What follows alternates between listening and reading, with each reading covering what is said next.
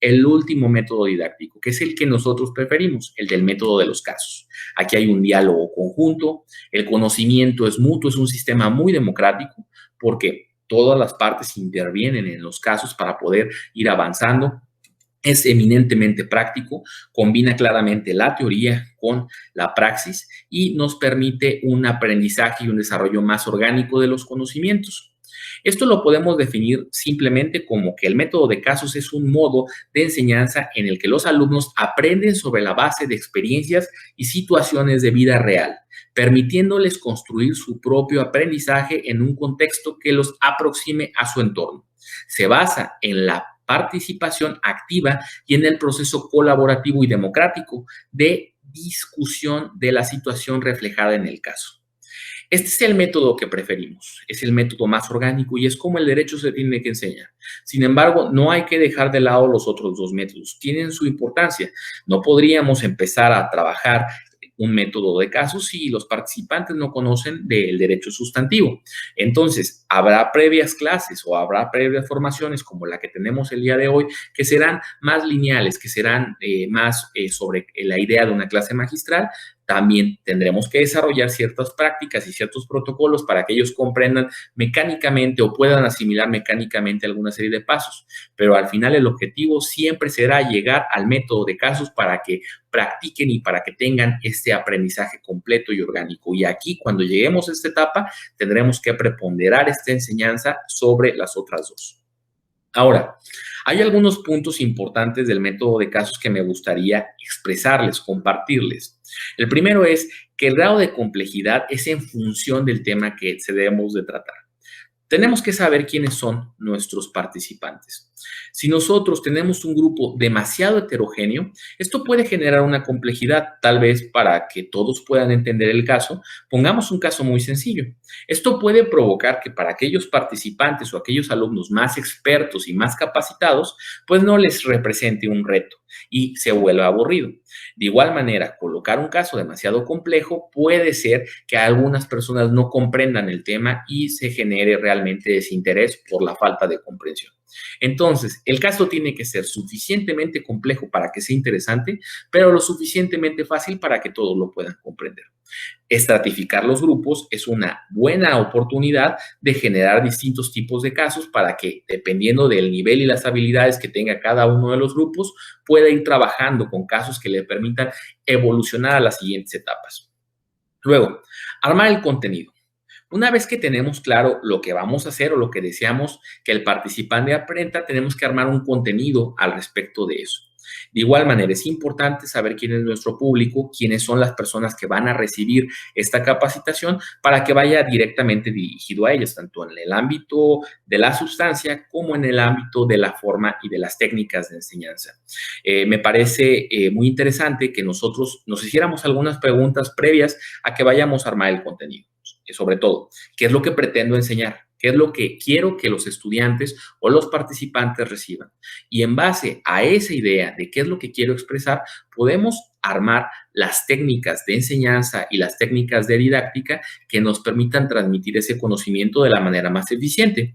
Por decir, si lo que pretendo enseñar es derecho penal en el ámbito sustantivo, puede ser que el ámbito práctico, la realización de prácticas no sea muy importante o de alguna manera las técnicas de litigación serán más encaminadas a la realización de alegatos. Sin embargo, si lo que quiero es enseñar a contrainterrogar, una clase magistral no nos será de ninguna utilidad y tendremos que ir directamente a la práctica para que se refleje la técnica, que es en el único modo en el que se puede entender un interrogatorio o un contrainterrogatorio. Ahora, respecto a la construcción de los casos tienen que ser claros y muy concretos. Si bien la aproximación en casos reales es importante y puede tener su valor, este ámbito tenemos que ponderarlo, sobre todo cuando vamos a trabajar con grupos de formación de técnicas de litigación. Utilizar casos reales no puede ser lo más conveniente. De hecho, se recomienda que los casos estén basados en casos experitamente diseñados para la práctica de ciertas habilidades.